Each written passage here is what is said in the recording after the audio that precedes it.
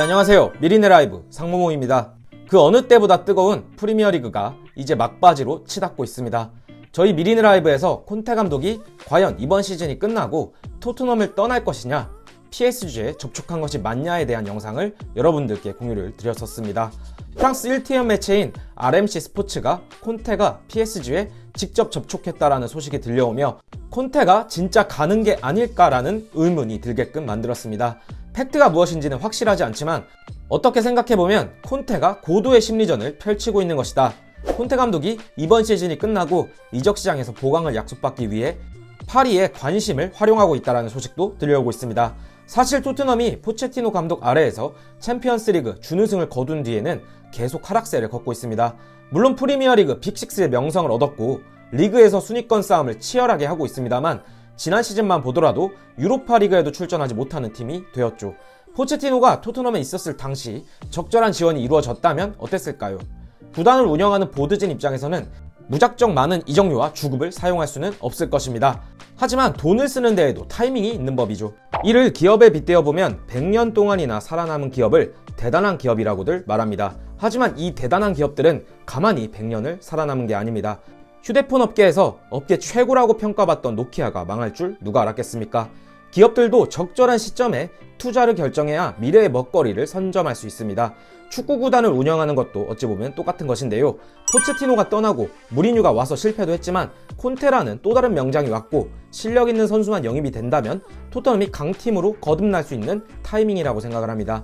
그 시기가 이번 시즌이 끝난 여름 이적 시장이 되어야 한다는 것이고 콘테도 이를 강하게 요구하고 있는 상황이라고 보시면 됩니다. 더불어 토트넘에 소속되어 있는 손흥민 선수도 올 시즌이 시작하기 전 토트넘과 재계약을 했고 손흥민 선수가 다른 팀으로 가지 못한다면 더 실력 있는 선수들이 토트넘에 들어와서 손흥민과 발을 맞추어 토트넘이 다음 시즌에는 좋은 성적을 거둘 수 있기를 기대하는 게 저희의 바람이자 손흥민 팬 여러분들의 바람일 것이라고 생각을 합니다.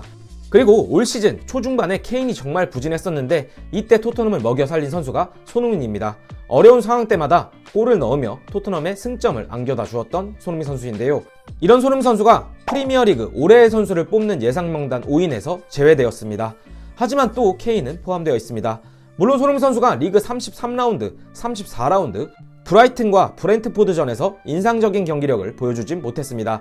하지만 이게 손흥민만의 잘못일까요? 토트넘은 2경기에서 유효슈팅을 단 1개도 기록하지 못했습니다. 하지만 올 시즌 전체를 놓고 보았을 때 손흥민이 케인보다 더 인상 깊은 경기를 많이 펼쳤다고 봐도 과언이 아닐 텐데요. 이와 관련된 내용 확인해 보도록 하겠습니다. 네, 여러분, 프리미어리그가 이제 막바지로 치닫고 있습니다. 토트넘은 이제 남은 5경기에서 죽음의 3연전을 앞두고 있습니다. 레스터시티, 리버풀, 아스날과의 3연전을 어떻게 치르느냐에 따라 이번 시즌 마지막 순위를 몇 등으로 끝낼 수 있을 것이냐를 판가름할 수 있을 것 같은데요. 일단 오늘 새벽이죠. 레스터시티가 로마와의 컨퍼런스 리그 준결승 1차전을 치른 상황입니다. 무리뉴 감독이 이끄는 로마와의 준결승에서 레스터시티가 1대1로 비겼는데요. 이틀 조금 넘게 휴식 후 토트넘과 리그 경기를 치러야 하는 레스터시티이기 때문에 체력적으로 충분한 휴식을 한 토트넘이 유리하지 않을까 생각을 합니다. 토트넘이 지난 브라이튼과 브렌트포드와의 경기와 같이 허무한 경기를 펼치지 않았으면 좋겠습니다. 일단 레스터를 잡아놓고 리버풀과 아스날과의 매치를 어떻게 풀어낼 수 있을 것인지 걱정해야 될 것 같은데요. 레스터 시티와의 경기에서 손흥민 선수의 활약을 기대해봅니다. 일단 남은 5경기의 결과와 관계없이 손흥민 선수의 이번 시즌 리그 기록은 17골에 6개의 도움입니다. 살라 뒤를 이어 득점 랭킹 2위를 달리고 있는데요. 손흥민 선수가 프리미어리그 올해의 선수 예상 후보 5명의 명단에서 빠졌습니다. 물론 손흥민 선수보다 잘하는 선수들은 많죠. 적어도 토트넘에서 올 시즌 모든 리그 경기를 통틀어 놓고 봤을 때 케인보다는 더 뛰어난 활약을 보여줬다고 봐도 되지 않을까요? 케인은 올 시즌 리그에서 12골을 넣고 있으며 이 중에는 PK골도 몇 개 섞여 있습니다. 또한 시즌 초 이적 갈등으로 인해서 초반 몇 경기들은 정말 케인다운 모습을 보여주지 못했습니다. 하지만 영국 내에선 역시 잉글랜드인 케인을 더 최고로 치켜세우고 있는 게 맞는 것 같은데요. 영국 매체 토크스포츠는 212 시즌 프리미어리그 올해의 선수 후보는 누구일지 6월 초에 발표될 예정이지만 케빈 데브라이너, 모하메드 살라 등 쟁쟁한 선수들이 예상된다고 전했습니다. 그리고 토크스포츠에서는 올해의 선수 후보에 5명을 예상했습니다. 리버풀의 모하메드 살라와 판다이크 선수와 함께 맨시티의 케빈 데브라이너, 베르나르도 실바가 올해의 선수 후보에 들어갈 것으로 예상을 했습니다. 또한 마지막 한 명으로는 토트넘의 해리 케인이 예상된다고 전했습니다.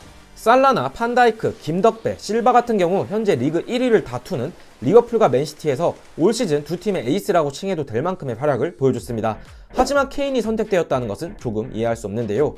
물론 최근 토트넘이 2경기를 제외하고 케인은 완성형 선수이다. 9번 스트라이커이자 10번 플레이메이커 역할까지 모두 해낼 수 있는 선수다라며 9.5번 역할을 할 수 있는 선수로 많은 매체들의 호평이 쏟아졌습니다.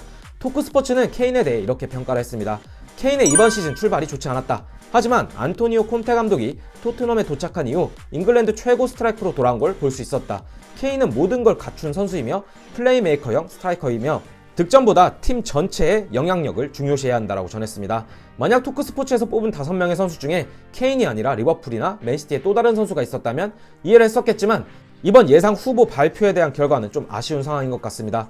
풋볼 런던에서도 손흥민에 대해 프리미어리그에서 가장 과소평가받는 선수라며 슈팅 대비 득점이 살라보다 우월하고 PK 골 없이 득점 랭킹 2위를 달리고 있는 손흥민을 치켜 세웠었는데요. 역시인지 잉글랜드 프리미엄을 갖고 있는 케인에 대한 평가는 어쩔 수 없나 봅니다. 물론 케인은 월드 클래스 기량을 갖춘 9.5번형 선수는 맞고 시즌 중반이 넘어갈수록 원래의 기량을 경기에서 펼치고 있긴 합니다. 그리고 케인의 경기력에 따라 토트넘의 그날 경기 결과가 좌지우지되는 적도 많죠. 하지만 토트넘에 손흥민이 없었다면 어땠을까요? 토트넘 입장으로서는 손흥민이 없다는 것은 상상조차 하기 싫을 것입니다. 시즌이 종료되고 공식적으로 프리미어리그 올해의 선수 후보에 어떤 후보가 올라갈 것인지 결과는 나와봐야 알겠지만 영국 매체에서 이런 소식을 전했다는 게 참 아쉬운 상황입니다. 앞으로 남은 5경기에서 언론들의 코를 납작하게 해줄 정도의 활약을 우리 손흥민 선수가 보여줬으면 합니다. 돌아오는 일요일 새벽이죠. 레스터 시티와의 경기에서 손흥민 선수의 리그 18호 골 기대하도록 하겠습니다. 그리고 도움 기록도 가능하다면 꼭 4개를 추가해서 3시즌 연속 10-10을 만들었으면 합니다. 손흥민 선수 화이팅입니다. 그리고 토트넘도 끝까지 리그 4위 싸움, 챔피언스 리그 진출 티켓 싸움에서 밀리지 않는 모습을 보여줬으면 합니다. 오늘 영상은 여기까지고요. 영상 끝까지 시청해주셔서 감사드립니다. 오늘 저희의 영상이 괜찮으셨다면 구독과 좋아요 그리고 알람 설정 부탁드리면서 영상 여기서 마치도록 하겠습니다. 감사합니다.